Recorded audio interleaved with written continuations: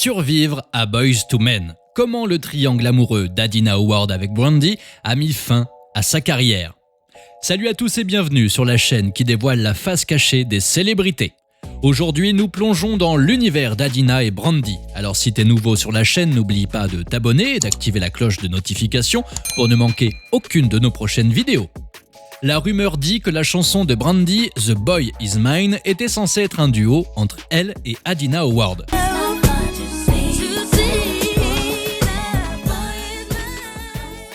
Blague à part, mais il semble que cela aurait été une parfaite opération de relations publiques que d'avoir Adina stressant Brandy à propos d'un garçon au téléphone, surtout après avoir appris ce que nous savons maintenant sur leur petite querelle qui a malheureusement eu de grandes conséquences. Ayant atteint la célébrité mondiale au milieu des années 90 avec son hymne sexuellement libéré Freak Like Me, Adina a été soutenue par d'autres femmes connues pour avoir façonné une génération entière avec leurs paroles lascives et leurs chansons explicites.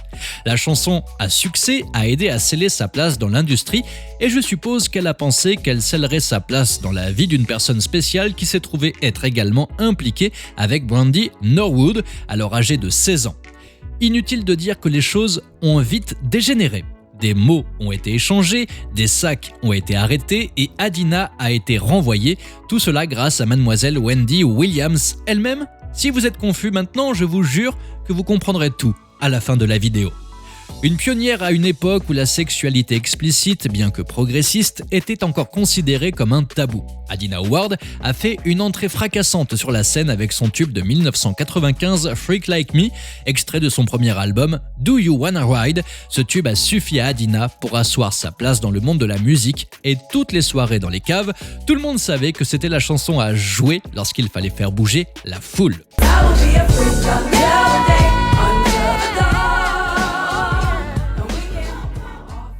La chanson est devenue un disque de platine, atteignant la 2e place des classements pop et R&B.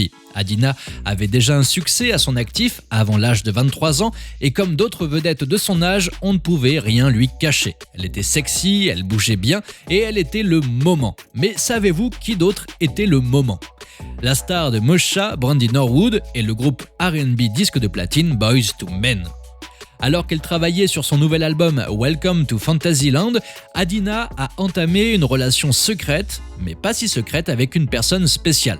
Aussi innocent que cela puisse paraître, cette relation a servi de distraction à Adina qui semblait s'être empêtrée dans un triangle amoureux qui allait éclipser sa musique et l'ensemble de sa carrière. Cette personne spéciale était Wanya Morris de Boyz II Men qui avait une relation avec Brandy Norwood à l'époque. Maintenant, il est clair que quelqu'un est la fille secondaire ici. Et je ne dis pas que c'était Adina. Mais ce n'était pas Brandy. Cela ne veut pas dire que la voix suave de Wanya ne jouait pas les deux filles comme un violon. Ce qui rendait là où les situations encore plus agressives était le fait que Brandy et Adina étaient signés sur le même label. Brandy sur Atlantic et Adina sur son label jumeau East-West. Les rapports sur la relation présumée de Brandy et Wanya ont fait les gros titres à peu près au même moment où leur duo Broken Hearted est sorti en 1994, et bien qu'il n'ait jamais officiellement déclaré qu'ils étaient en fait en couple jusqu'à des années plus tard, probablement parce qu'ils ne pouvaient pas se dévoiler et dire quoi que ce soit. La raison, Wanya avait une vingtaine d'années et Brandy était encore mineure. Selon Wanya lui-même, c'est lui qui a présenté Brandy à Vida Spears, la directrice de Mocha, ce qui a permis à Brandy d'obtenir sa propre émission et de coécrire la chanson thème de la série. Après l'avoir invitée en tournée pour être la tête d'affiche de son groupe, Brandy a déclaré qu'une chose en entraînant une autre, les sentiments se sont mêlés et elle a fini par tomber raide dingue. Ce qui a fait de Wanya son premier véritable amour. Elle hésitait à exprimer ses sentiments à Wanya au début, mais je suppose que Wanya a mis notre fille tellement à l'aise qu'elle a fini par lui dire ce qu'elle ressentait vraiment, et à sa surprise, mais pas à la nôtre, le sentiment était réciproque.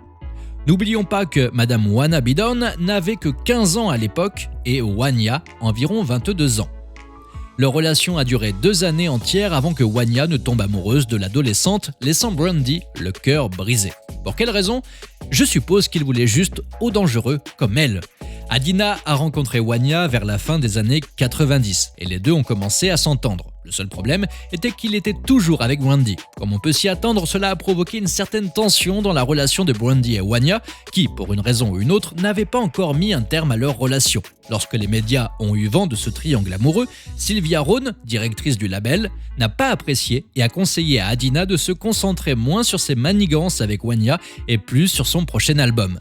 Cette conversation a dû mettre Adina mal à l'aise car lorsque Wendy Williams a appelé Adina pour avoir un scoop, Adina ne s'est pas retenue. Elle a eu des mots très forts pour l'autre femme, Brandy et Sylvia Rhone, sa patronne. Bien que nous ne sachions jamais exactement ce qui a été dit pendant l'interview, à moins qu'Adina ne décide de le dire directement, nous pouvons supposer que les mots ont été prononcés parce que Sylvia a dit « ha ha » et a laissé Adina dans l'embarras. Contrairement à Wanya, qui a hésité à tirer un trait sur son petit ami tressé, Sylvia n'a pas perdu de temps pour freiner la carrière d'Adina. Le label n'a pas nécessairement coupé tous les liens avec Miss Howard, mais il s'est retiré de tout financement. Ils ont refusé de payer pour la production et Adina a dû se débrouiller toute seule pour payer les auteurs-compositeurs, les séances de photos, les photographes, etc.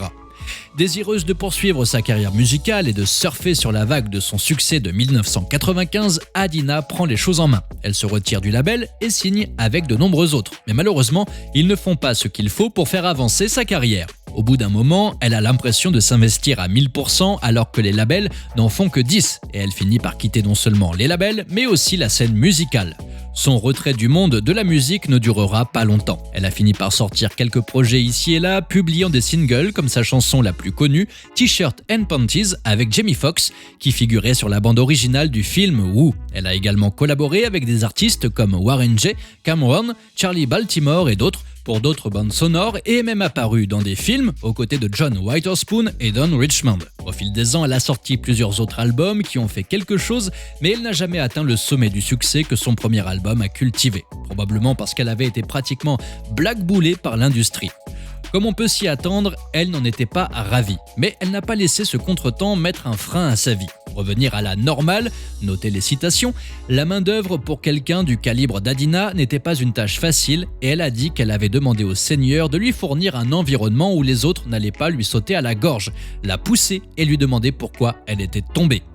Mariée à son ex-mari Sherman Jackson, Adina est également diplômée de l'école Le Cordon Bleu avec un diplôme en art culinaire. Elle a publié un livre de cuisine et a travaillé pour obtenir son propre restaurant quelque part à Austin au Texas, tout en continuant à composer d'autres chansons. Son dernier album Resurrection est sorti en 2017 et contient la chanson Nasty qui reprend également sa chanson Freak Like Me. Avec le recul, elle admet qu'elle était une jeune fille immature de 20 ans qui ne comprenait pas l'ampleur de la destruction que sa bouche insouciante allait lui coûter. Brandy n'a jamais confirmé ou nié quoi que ce soit, mais lors de son épisode TV Unsung, Adina a tout avoué en déclarant que deux jeunes femmes ont laissé leur ego se mettre en travers de leur chemin et ont en quelque sorte traversé la situation à propos d'un gars. Néanmoins, elle insiste sur le fait qu'elle est une survivante et dit qu'elle est toujours là. Je suis toujours là, il y a toujours une vie après tout ce dont vous avez pu faire partie. Il n'y a pas que la vie après la musique, il y a la vie après un divorce, il y a la vie après une maladie débilitante, il y a la vie après tant que vous choisissez de comprendre que quoi qu'il arrive, vous mettez la foi en premier. Vous mettez Dieu en premier, vous survivrez toujours.